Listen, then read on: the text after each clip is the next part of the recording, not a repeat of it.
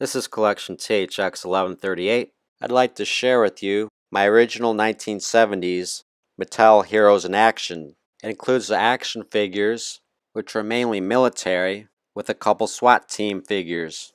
I show the different clicking bases in action. They're basically meant to sound like machine guns. I also show some accessories, such as a Jeep and the rescue helicopter that came with the Rescue Corps set, and a poster that has descriptions of the action figure collection, as well as military terms and descriptions of ranks and medals, and also weapons used in the collection. I also have a Heroes in Action medal to show you. I hope you enjoy this video. My overall assessment of this military toy line by Mattel is that it stands out because it's aesthetic, and the molds are dynamic for relatively static figures. They have just enough articulation, but they aren't overly exaggerated. The clicking bases help differentiate the brand from other military toys of any era. It provides added play value with the simple sweeping motion and weapon sounds. They extend the line and keep the production costs and price point down by using a lot of the same basic molds for the torsos, attached to sitting, standing, and kneeling positions. All of the positions work with the same base. In doing so, Mattel was able to name them after slightly different military roles, even among soldiers that use the same weapons, such as the Heavy Weapons Man and Bazooka Man. It gives the overall feeling that the heroes in action are working together as a unit. When we look at the details of the double-sided poster, it not only sets an exciting tone, but provides a lot of factual military information, so it puts the heroes in action in some context instead of just a bunch of toy soldiers in different poses. The Rescue Corps playset, with a nice detailed Jeep and helicopter, round out the well-designed play value and put the heroes in action in an interesting environment. The idea of a Rescue Corps also sets a positive tone, and that the heroes in action are working together in a positive manner because Mattel did not extend the line into producing enemy soldiers. They also come with a nice variety of military weapons and accessories. Let's take a look at the action figures. Let's start with some stop motion articulation of the arms. It's indicative of most of the figures. It's all they really need. In the next section, we'll take a look at how the base rotates the torso. Exceptions are the grenade thrower and point man. Their arms don't move at all. Now let's take a look at all of my heroes in action. This standing one with the automatic pistol is the company commander, as well as the SWAT team commander. The kneeling one is the recon officer. Here's a look at the side. I've lost a few of the weapons, which is unlike me. It's nice to have what I do have. Here's the back. You can see the SWAT team bases are different. It's more of an urban look. The kneeling figure is called the flamethrower, and the standing hero is the cleanup man. A lot of these figures are based on the same mold, in the sitting, standing, or kneeling position with different weapons. Here's a look at the backs of them. The flamethrowers are pretty cool.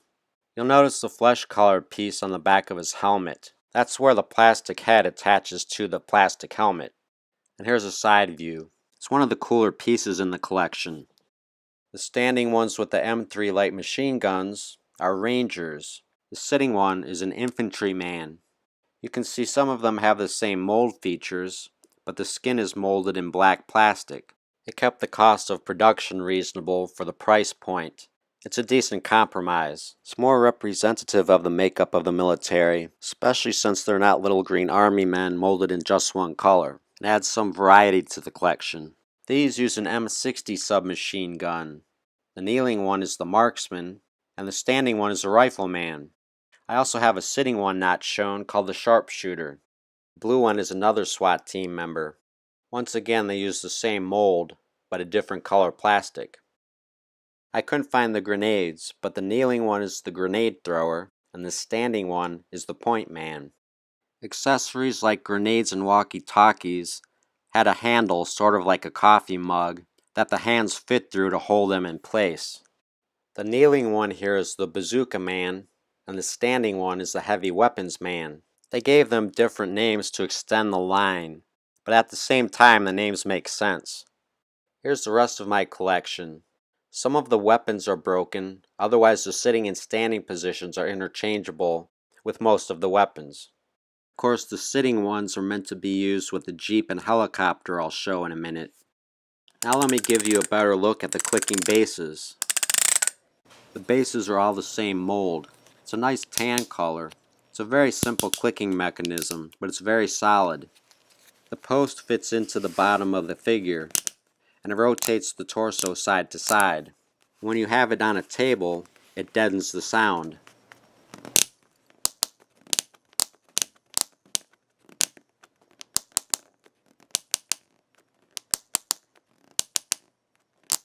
Here's what it sounds like when it's lifted off the table. It's a simple mechanism that doesn't break. It's effective for added play value. Here's a still photo from the top. The plastic mold is a good solution to accommodate all types of figures, and once again keeping the production costs down with using one base. Here's a comparison of a military Heroes in Action base and a SWAT team Heroes in Action base. The SWAT team has a peg to hold the front foot, and only the SWAT team members have a hole in the left foot. The SWAT team base is flatter. The military base has more of a mold to it to help the figures stand up, so they don't need a hole in a peg. The post on the military base is a rigid solid gray plastic. The post on the SWAT team base is a clear plastic and a little bit thinner. It also bends a little bit. Here's how they snap into the bases. I find if I hold their right leg, position the foot inside the base, it's a lot easier. It's easier to snap in. And you grab his torso and just pull him out. I found the best way to put the SWAT team member on his base is to take that hole in his left foot and press it down on the peg. It gives him a solid base so you can push him down on the post easier.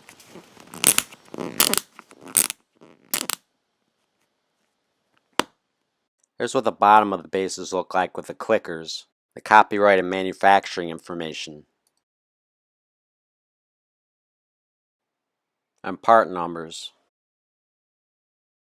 This looks a little odd, but here's where the post fits in. You can see the Hong Kong stamp on the bottom. Here's one of the figures taken apart. You can see how the notch fits into the post of the base. Here's another look at the bottom half. They do show up pretty dusty under my photography lights. The bottom shows a copyright, MATTEL Incorporated 1974. They're U.S. Army men, but they're made in Hong Kong. Here's a closer look at the torso. You can see it's two different pieces of molded plastic.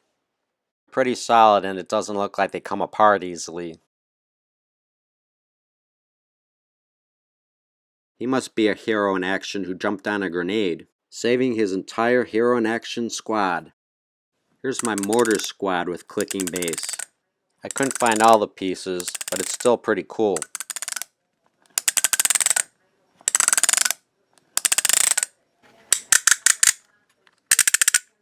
The clicker sounds a little different enclosed in plastic. Here's a look at the bottom of the base. The entire line's plastic is mostly high quality. However, the weapons and helicopter blades are softer plastic and do break.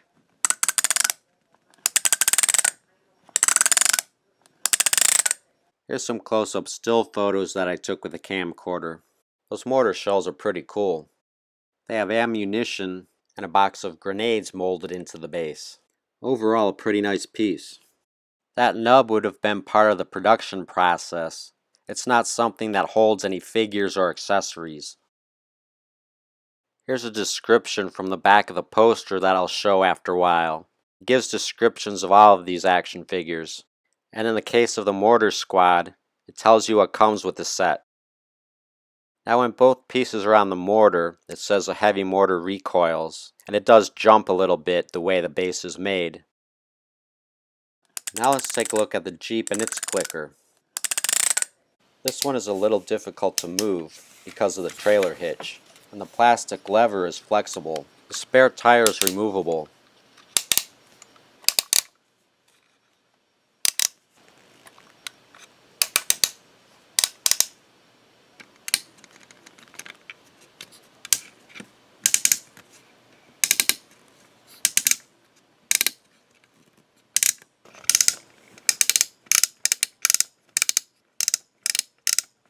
Here's some still photos of different views of the Jeep.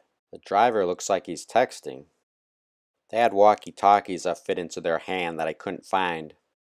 The Jeep even has details molded on the bottom. Got a lot of nice details going on. It's not just a plain old Jeep. I can't remember if it had a folding windshield. I think it was just a black plastic frame. It didn't have a clear windshield. Now let's take a look at the rescue helicopter. The Jeep and the helicopter came with the Rescue Corp playset that we'll take a look at in a minute. It has a torso rotating mechanism with a post, but it doesn't have a clicker. It has a piece of thick white thread that threads through this winch piece and then through this stretcher to lift a wounded hero in action up to the helicopter or just carry him along. From what I can remember, it came with the labels already applied.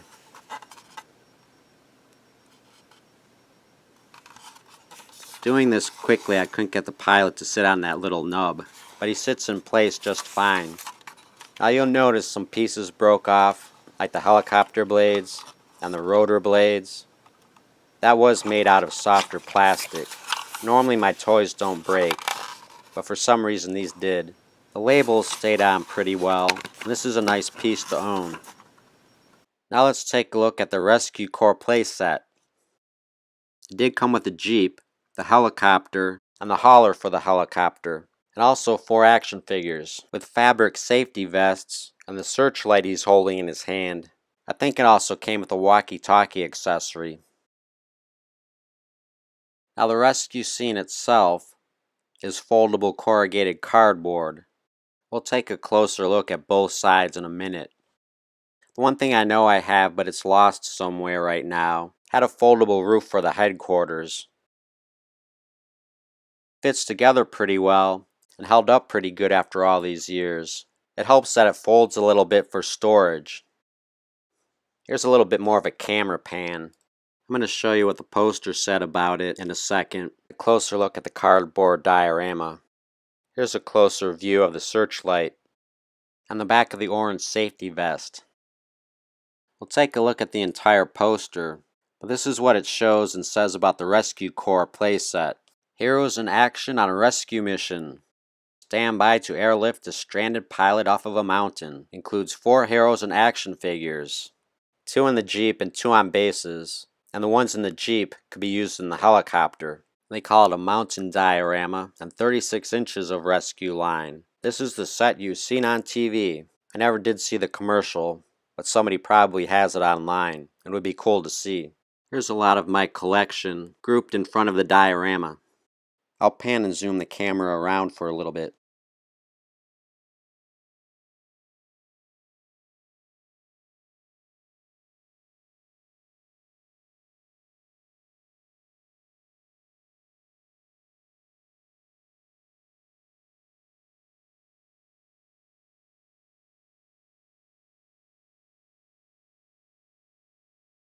Here's a series of still photos that are a few seconds long, showing just the diorama.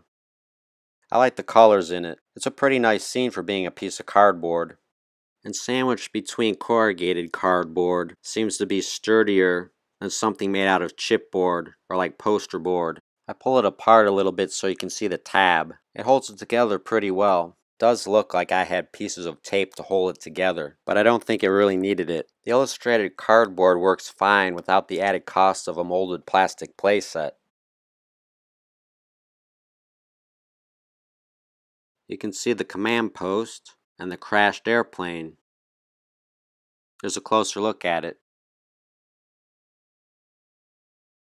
Some tires and a wood chopping axe. Here's a command post on the lookout. Some nice little details. Has just enough for a kid's imagination. I made these myself. I attached what looks like to be a bulletin board. It might be an eye chart, I guess because it was a rescue corps of medics. Kinda looks like they're in a cave. Overall, a nice piece. Does add some nice play value to heroes in action. Now let's take a look at a cool informative poster and a medal. I can't exactly remember what this came with. It's foldable, so it may have been the playset. It's a very colorful, dynamic, well-designed artwork. Really does look like heroes in action. I like the graphic design technique of using an overall branding color of orange, contrasts with the army green uniforms. The soldiers in the foreground look like the heroes in action figures. It's also a nice design technique to make the orange background two-tone, yet there's still a lot of action going on. So you get a nice separation between foreground and background on artwork that is otherwise flat comic book style. And I say that as a professional graphic designer. Here's what they call the Brigade book, which is printed in two colors on the back of the poster. Let's take a closer look at it. You can pause some of these screens to actually read them. This is the flavor text that gets you excited about the heroes in action. They are yours to command and collect. Now actually I call the poster Army Green. However here it says they're U.S. Marines. They call the bases clicking sounds small arms sounds because they hold a variety of different weapons, from pistols to bazookas. Here we have names and descriptions of the figures with some exciting flavor text. I think it's pretty well done. It's a good idea, especially since a lot of them hold similar poses and a lot of them have the same weapons. So this helps to differentiate them and also categorize them and give you a sense that they're a brigade or a squad, and every hero in action has a specific role to play. So really it's added play value, and really if you're a kid or an adult, it's an engaging way to learn about the military and the heroes in action who defend our freedoms to collect more toys. So there's a few more screens of the action figures that you can pause to read, and then I'll show you what the Brigade Booklet poster says about medals and weapons. Let's take a look at the three special sets. Here's the anti-tank team. That looks pretty cool. Comes with a gun sight and tripod with 3 shells. The officer carries a .45 caliber pistol and walkie-talkie. And the machine gun crew. That's also a pretty cool one, with a .50 caliber heavy machine gun emplacement. Now that's a perfect use of the clicker for what they call a sweeping motion. And the clicker makes the gun recoil, means it bounces up and down a little. Here's the Mortar Squad, which I showed you earlier. I'm glad I have at least one of the 3 sets. Here's a description that we saw earlier. Here's a Rescue Corps set with a diorama, the Jeep and the rescue helicopter, and 4 action figures that we saw earlier. Once again, here's a close-up of the descriptive text. A representation and description of the weapons that are included with the Heroes in Action 57mm anti-tank gun, M60 submachine gun, bazooka with a 3.5-inch rocket launcher, automatic pistol, standard sidearm for the U.S. Army and Marines, 81mm mortar. Here's a full view of the M29 with base plate and elevator, the cool looking M3 light machine gun with carrying handle, and finally the M2 Browning air-cooled heavy machine gun. Now we come to the factual military terms. It's very concise information. I wonder how many kids grew up to go into the military because of these heroes in action, as well as the information presented on this Brigade book poster. There's 8 more 5-second screens of these terms. You can pause them to read them. Then I'll show you the military ranks and medals.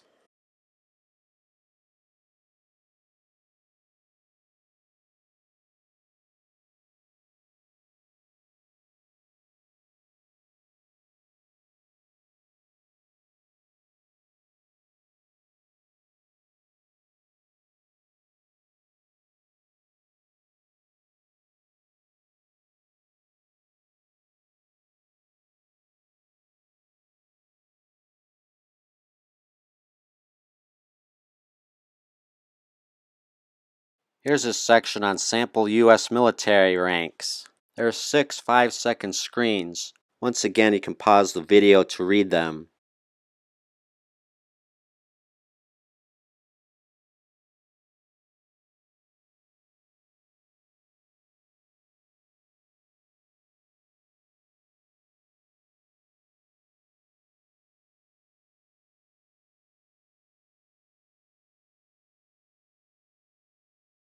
What Heroes in Action Brigade book would be complete without medal descriptions for none but the brave? Besides the U.S., it includes medals for the USSR, Germany, Great Britain, and France.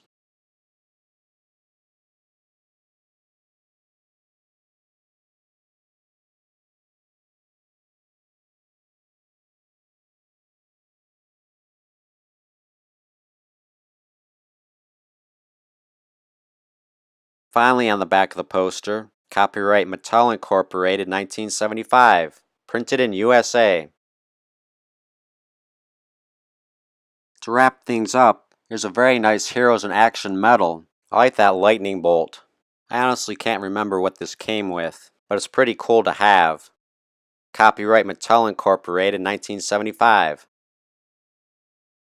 I hope you enjoyed my detailed look at my Heroes in Action collection. This video was a lot of fun to do. It brought back some good memories, and hopefully it did for you also. Check out my playlist of Star Wars and other collectibles. Please subscribe and click send me updates so you don't miss another interesting video. Once again, thanks for watching.